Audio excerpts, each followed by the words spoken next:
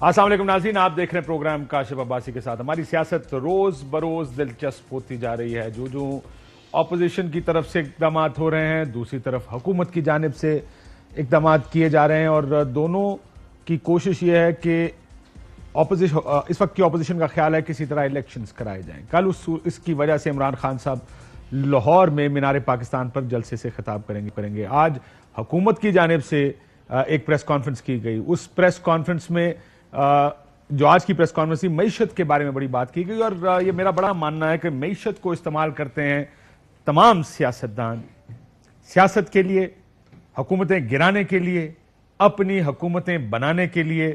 اور جو چیز کل مجھے آج مفتاح اسماعیل صاحب کی پریس کانفرنس سن کے تحریک انصاف کی پہلی 3-4 پریس کانفرنسز یاد آ گئی۔ جب تحریک انصاف حکومت میں آئی تھی تو وہ تو خیر 3-3.5 سال تک کہتے رہے کہ یہ ہیں وہ لوگ جو اس معیشت کو اس حال میں چھوڑ کے گئے، جس پر آپ کو یاد ہوگا مسلم لیگ نون اپنا موقف دیا کرتی تھی کہ اگر ایسا ہے تو پھر ٹھیک کر لیں۔ 3 سال ہو گئے ہیں۔ آج مفتاح اسماعیل صاحب نے بھی کہانی وہیں سے شروع کی کہ پچھلی حکومت کیا خرابی کر کے گئی ہے۔ یہ معاملہ صرف پچھلے سال 6 مہینے کا نہیں ہے، اس سے بھی پہلے چلے جائیں۔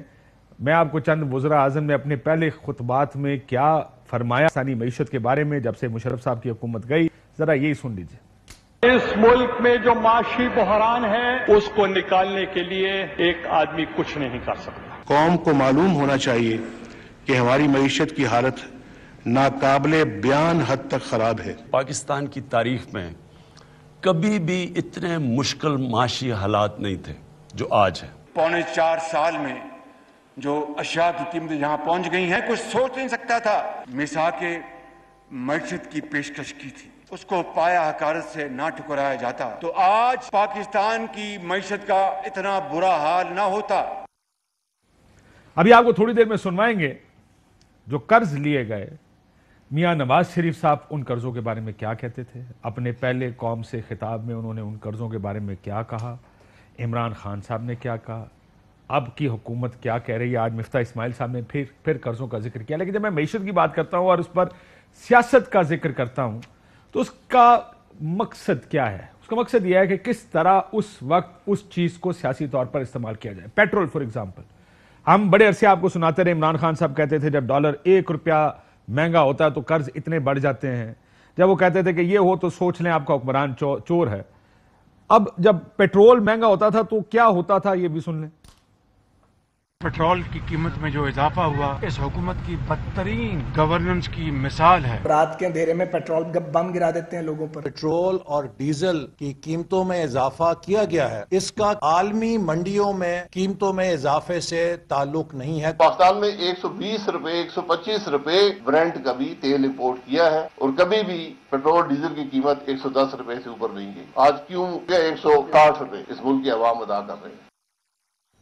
اب 2 چیزیں اس میں 2 لوگوں نے کہیں، میں آپ کو یہ بھی سناتا ہوں کہ جب پیٹرول سستا کیا عمران خان صاحب کی حکومت نے تو اس وقت یہ کیا کہتے تھے، لیکن احسن اقبال صاحب نے ہیں تو پروفیسر صاحب ہیں، پروفیسر صاحب نے کہا کہ جناب بڑی زیادتی ہو گئی۔ شاہد خاقان بھائی صاحب نے کہا کبھی پیٹرول نہیں گیا، کیونکہ پیٹرول پہلے جب امپورٹ ہوتا تھا تو 100 روپے 105 روپے پیٹرول امپورٹ ہوتا تھا، اس وجہ سے اس کی ایک سرٹن پرائس تھی۔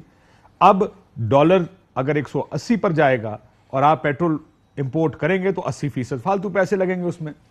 جب آئے تھے تو کہتے دیکھیں ہم آ گئے ہیں، سٹاک مارکیٹ اور ڈالرز کہاں تک چلے گئے، ڈالر نیچے آ گیا، سٹاک مارکیٹ اوپر چلے گئی۔ سڈنلی پچھلے 2-3 دن میں سٹاک مارکیٹ نیچے آ گئی، ڈالر پھر سے اوپر چلا گیا، آج پھر 1.5-2 روپے بڑھا، کل 1 روپے 80-90 پیسے، یعنی 4-5 روپے ڈالر مزید بڑھ گیا ہے۔ کیا یہ IMF سے مذاکرات کے لیے کیا جا رہا ہے؟ لیکن جب وہ پیٹرول کی قیمتیں کم کی پھر کیا کہتے تھے وہ بھی سن لیں۔ فیبری میں پیٹرول پرائسز 10 روپے گرا دی اور ساتھ میں اعلان کیا کہ اگلے 4 مہینے تک پیٹرول پرائسز نہیں بڑھاؤں گا۔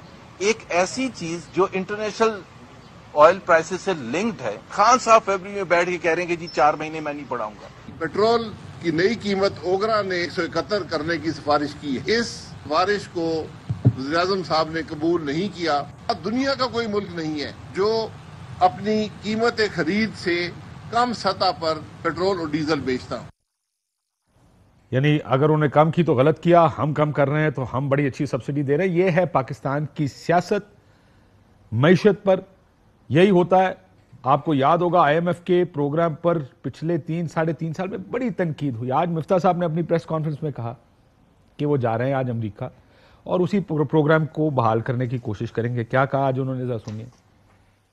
آج رات کو مجھے IMF جانا پڑے گا اور وہ پروگرام جو شوکت ترین صاحب اور عمران خان صاحب IMF سے نیگوشیٹ کر کے آئے تھے مگر پھر مکر گئے, تو وہ آج مجھے IMF جانا ہے اور ان کے پاس جاؤں گا اور انشاءاللہ تعالیٰ یہ بحال کروائیں گے. ہم مجھے بڑا یقین ہے اللہ تعالیٰ کی ذات سے, اللہ تعالیٰ کا فضل ہوگا انشاءاللہ تعالیٰ, تو ہم IMF سے یہ پروگرام بحال کریں گے. یہ IMF سے پروگرام بحال کرائیں گے, بڑا یقین ہے اللہ تعالیٰ کی ذات سے, انشاءاللہ یہ پروگرام بحال ہوگا. لیکن جب یہ پروگرام تھا اور اس کے تحت بجٹ آتے تھے یا پالیسیز بنتی تھی تو اس وقت کیا کہتے تھے؟ بلاول صاحب کی موجود ہے. کہا تو سب نے بہت کچھ, لیکن مجھے لگتا ہے جس لینے کے لیے یہ اتنا ہی کافی ہے. خود اپنا معیشت چلے وہ ہم PTI کے نامزد PTIMF کے امیدواروں کے رحم و کرو پہ ہوں گے اور ہم یہ نہیں ہونے دیں گے.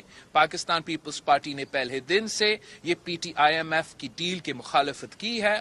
آپ سب میرے گواہ ہو کہ میں جگہ جگہ جا کے جب سے پہلے بجٹ سے ہی انٹروڈیوس کیا ہے میں اس کا مخالفت کرتا آ رہا ہوں اور آج بھی کروں گا. ہم ان کو اتنا فری ہینڈ نہیں دیں گے کہ وہ جو بھی جی چاہے.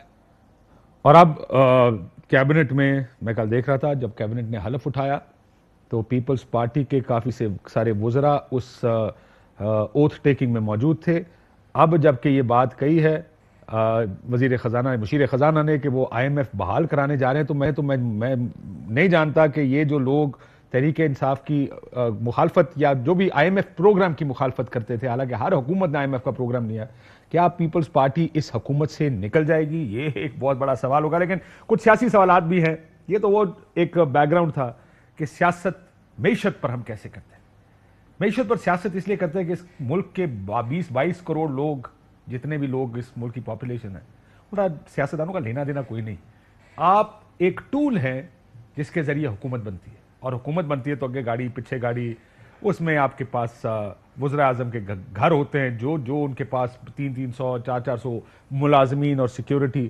یہ اس کام کے لیے ہے, اس کام کے لیے نہیں. کیونکہ اگر تو آپ نے لوگوں کا سوچنا ہے تو پھر ٹھیک بات کرنی اور ٹھیک فیصلے کرنے. اور یہی اب بڑا چیلنج تحریک انصاف پر ہے کہ کیا وہ معیشت کو اسی طرح تنقید کریں گے جس طرح پچھلی حکومت کرتی آئی ہے یا پچھلی اپوزیشن کر رہی تھی جو آج کی حکومت ہے. یہ ایک بڑا چیلنج ان کے لیے بھی ہے. ایک فواد چودھری صاحب نے ایک بات کی, میں مہمانوں کا تعارف کرا دوں. اہم ترین خبریں اب ایک کلک کی دوری پر. آپ کے پسندیدہ ٹاک شوز ہوں یا اہم ملکی یا غیر ملکی شخصیات کی نیوز کانفرنسز, ہر لمحہ باخبر رہنے کے لیے سبسکرائب کریں ہمارا YouTube چینل. موسم کی صورتحال ہو یا کھیل کے میدان سے خبریں, اپنے موبائل فون سے ملکی اور بین الاقوامی اہم خبروں تک رسائی کے لیے ڈاؤن لوڈ کیجیے موبائل ایپ. باوثوق ذرائع سے مصدقہ خبروں, تجزیوں اور تبصروں سے مستفید ہونے کے لیے وزٹ کیجیے پاکستان کی سب سے بڑی نیوز ویب سائٹ www.arYnews.tv. ان سب کے علاوہ پاکستان کا سب سے بڑا فیس بک پیج ہو, سب سے بڑا نیوز انسٹاگرام اکاؤنٹ یا پھر ٹویٹر, ARY نیوز پہنچا رہا ہے خبریں سب سے پہلے آپ تک, تاکہ آپ رہیں ہر لمحہ باخبر.